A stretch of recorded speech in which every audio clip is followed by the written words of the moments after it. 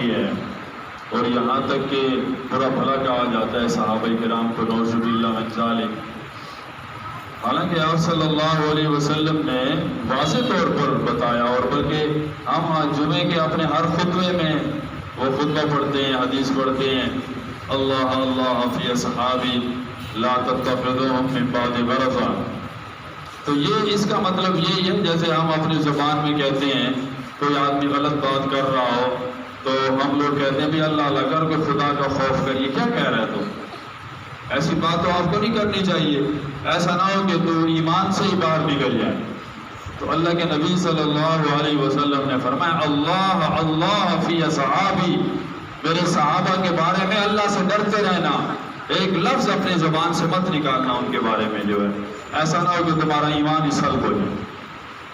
حضرت حاتب بن ابی بلتہ ان کے بارے میں آتا ہے کہ انہوں نے کوئی پیغام جنگ تھا، کوئی لڑائی کا راز تھا، اس کو ظاہر کر دیا۔ تو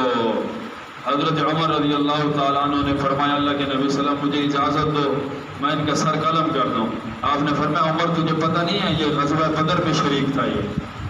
ان کی غلطیاں بھی اللہ نے فرمایا میں نے سب کچھ معاف کر دیا، تم جو مرضی کرتے رہو، جو بدر کے شریک ہیں۔ اور جو عہد کا معاملہ ہے، عہد میں تو صحابہ کرام ارد گرد ہیں، اور آپ علیہ السلام دعا فرما رہے ہیں اللہم حبب الینا الایمان، صحابہ کرام ادھر ارد گرد کھڑے ہوئے اور آپ علیہ السلام دعا کر رہے ہیں اللہم حبب الینا الایمان وزینہ فی قلوبنا وکرہ الینا الکفر والفسوق والعصیان۔ یعنی سب صحابہ کے بارے میں اللہ ایمان کو ہمارے لیے محبوب بنا اور مزین کر دے ہمارے دلوں کو ایمان سے، اور کفر اور نفاق کو ہم سے دور فرما دے۔ اور اللہ تعالیٰ نے یہی آیتیں بنا کر نازل کر دی وَالَّذِي حَبَّبَ إِلَيْكُمُ الْإِيمَانَ وَزَيَّنَهُ فِي قُلُوبِكُمْ وَكَرَّهَ إِلَيْكُمُ الْكُفْرَ وَالْفُسُوقَ وَالْعِصْيَانَ۔ اور یہ تو عہد کے صحاب ہیں۔ اور ایک اور حدیث میں آتا ہے کہ حضرت نعمان بن حارث ایک صحابی ہیں، وہ مسجد نبوی میں آئے تو دیکھا اللہ کے نبی صلی اللہ علیہ وسلم کسی کے ساتھ گفتگو کر رہے ہیں۔ تو حضرت نعمان بن حارث فرماتے ہیں کہ میں چپ کر کے وہاں سے گزر گیا کہ آپ صلی اللہ علیہ وسلم مصروف ہے گفتگو میں، تو میں نے کوئی بات نہ کی وہاں سے۔ تو جب آپ صلی اللہ علیہ وسلم فارغ ہوئے تو مجھے بلایا، تو میں آپ کے پاس گیا۔ آپ نے فرمایا نعمان آپ وہاں سے گزرے، ہمیں سلام نہیں کیا۔ فرمایا اللہ کے نبی صلی اللہ علیہ وسلم آپ مصروف تھے گفتگو میں، تو میں نے اس لیے آپ کو سلام نہیں کیا کہ آپ دوسرے صحابی سے گفتگو کر رہے تھے۔ آپ نے فرمایا آپ کو پتہ ہی نہیں، تو وہ میرے ساتھ جبریل امین کھڑے ہوئے تھے، اور جب آپ وہاں سے گزرے ہیں تو مجھ سے جبریل امین نے مجھے کہا کہ اللہ کے نبی صلی اللہ علیہ وسلم یہ کون گزر رہا ہے، یہ کون جا رہا ہے؟ تو میں نے کہا کہ جبریل یہ نعمان بن حارث ہے۔ فرمایا کہ یہ وہی ہے جو غزوہ حنین کے موقع پر 100 صحابہ جب آپ کے ارد گرد جمع ہو گئے تھے، یہ ان 100 میں سے تھا، یہ وہی نہیں نعمان بن حارث؟ آپ نے فرمایا ہاں یہ وہی ہے۔ تو حضرت جبریل علیہ السلام فرمانے لگے اللہ کے نبی صلی اللہ علیہ وسلم اگر یہ سلام کرتا یہاں سے گزرتا ہوا تو میں اس کے سلام کا ضرور جواب دیتا۔ جبریل امین کہہ رہے ہیں، یعنی جبریل امین یہ چاہتے ہیں کہ صحابہ ہم کو سلام کرتے آ کر جو ہے۔ اور جب آپ صلی اللہ علیہ وسلم نے حضرت نعمان کو بتایا تو فرمانے لگے اللہ کے نبی صلی اللہ علیہ وسلم میں نے تو سمجھا کہ یہ حضرت ایک اور صحابی ہیں جو جبریل امین کی ہم شکل تھے، نام میرے ذہن سے اتر گیا، دہیہ قلبی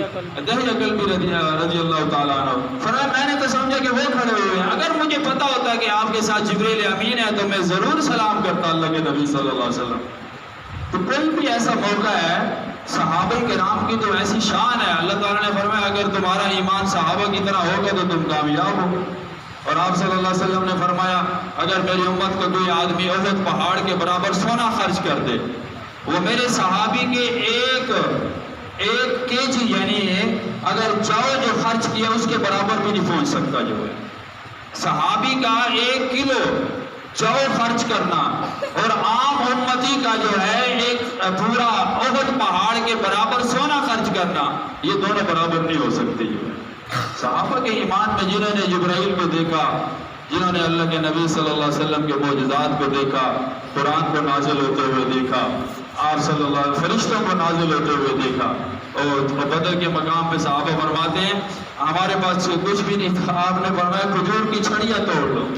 کھجور کی چھڑیاں جو ہے، تو ہم ابھی چھڑی ایسے چلاتے تھے دشمن کی گردن دور جا گرتی تھی،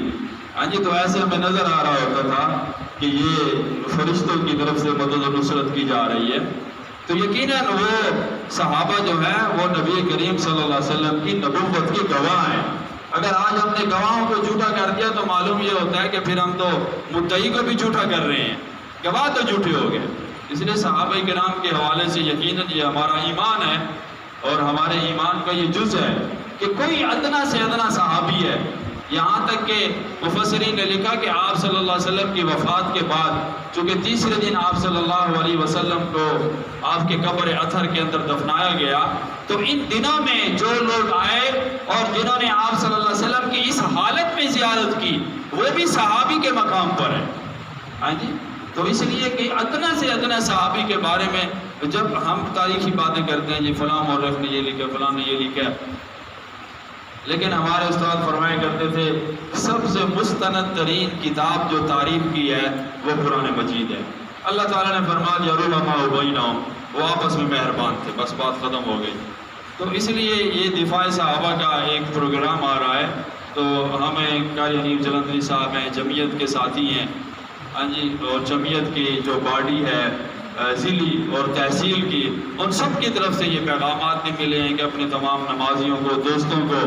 یہ ثابت کرنے کے لیے کہ ہم صحابہ سے محبت کرتے ہیں، اس ریلی کے اندر ضرور شرکت کریں تاکہ صحابہ پر سب و شتم کرنے والے اور غلیظ بکواس بکنے والے لوگوں کی زبانوں کو بند کیا جا سکے۔ آپ صلی اللہ علیہ وسلم نے فرمایا کہ من سبّ صحابی فلیقتل، جو میرے صحابہ کو گالی دے اس کو قتل کر دیا جائے، اس کو دنیا میں رہنے کا حق ہی نہیں۔ تو یقیناً اس میں ایک تو ہمیں یہ شرکت کرنی چاہیے، اس حوالے سے یہ بتانا تھا، اور دوسرا یہ ہے کہ جمعیت کے ہمارے اجلاس یہاں یونٹ کے ہوتے رہتے ہیں،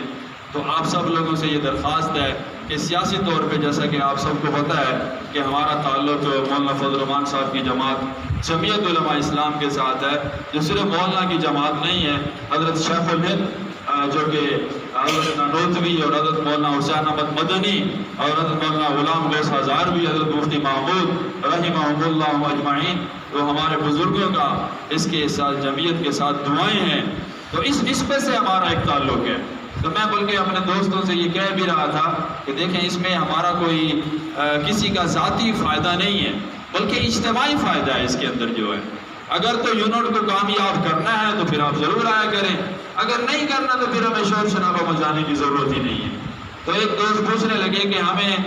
جمعیت کے ساتھ منسلک ہونے کے فوائد بتانے چاہیے لوگوں کو۔ میں نے کہا جی سب سے بڑا فائدہ یہ ہے اس میں اللہ کی رضا ہے، اور اللہ کے نبی صلی اللہ علیہ وسلم نے فرمایا ید اللہ علی الجماعہ، کہ اللہ کی مدد جماعت کے ساتھ ہوتی ہے۔ اگر ہم جماعت سے منسلک ہو جائیں گے تو یقیناً اللہ تعالیٰ کی مدد و نصرت بھی آئے گی۔ تو دعا ہے کہ اللہ رب العزت ہمیں اس میں بھرپور شرکت کی توفیق دے، اور انشاءاللہ ہم جمعرات کو یہاں پہ سب لوگ، ہمارا پروگرام ہے کہ موٹر سائیکلوں سے یہاں سے جائیں گے تاکہ صحابہ کرام کے دفاع کے لیے ہمیں جو کچھ بھی ہم کر سکتے ہیں وہ تو ہمیں کرنا چاہیے جو ہے۔ اور یہ اضعف الایمان ہے، سب سے کمزور درجے کا ایمان یہی ہے کہ چلیں ہم جائیں اور ریلی میں جا کے شرکت کر لیں کہ ہم بھی صحابہ سے محبت کرنے والے ہیں۔ وہ جب حضرت یوسف علیہ السلام کی بولی لگی مصر کے بازار میں، جب تو بڑے بڑے وہاں پہ لیڈر آئے ہوئے تھے ان کو خریدنے کے لیے، بڑے بڑے مالدار لوگ آئے ہوئے تھے، تو ایک بڑھیا جو ہے وہ بھی پرانے کپڑے اٹھائے ہوئے اپنے تھیلے میں، وہ بھی یوسف علیہ السلام کو خریدنے کے لیے آئی ہوئی تھی۔ تو کسی نے کہا بڑھیا سے کہ تجھے کیا ملے گا ان ٹکوں سے؟ اس نے کہا کہ جب یوسف کے خریدار کی لسٹ بنے گی تو اس میں میرا نام بھی لکھا جائے گا۔ تو کم از کم یہ ہے کہ ہم دعوت کرنے والے بنے اور جانے والے بنے۔ بہرحال اللہ تعالیٰ سے دعا ہے اللہ رب العزت ہمیں اس یونٹ کو بھی مضبوط کرنے کی توفیق دے، اور جمعیت کے ساتھ ہمارے تعلق کو مضبوط بنائے، اور صحابہ کرام کے لیے ان کی عزت اور ناموس کے لیے، اور اللہ کے نبی صلی اللہ علیہ وسلم اور تمام انبیاء کی عزت اور ناموس کے لیے اللہ تعالیٰ ہم سب کو توفیق دے، جان اور مال خرچ کرنے کی جزا۔ اللہم صلی اللہ